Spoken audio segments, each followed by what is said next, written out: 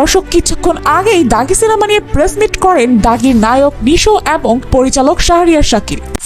সাকিব খানের বরবাদের চেয়ে নাকি দাগি সিনেমাই বেশি চলছে, এ কি বললেন দাগির নায়ক আফরান নিশো। দর্শক কিছুক্ষণ আগেই দাগি সিনেমা নিয়ে প্রেস মিট করেন দাগির নায়ক নিশো এবং পরিচালক শাহরিয়ার শাকির। তারা জানান দাগির টিকিট না পেয়ে দর্শকেরা বরবাদ দেখছেন, তাই তারা আন্তরিকভাবে দুঃখিত।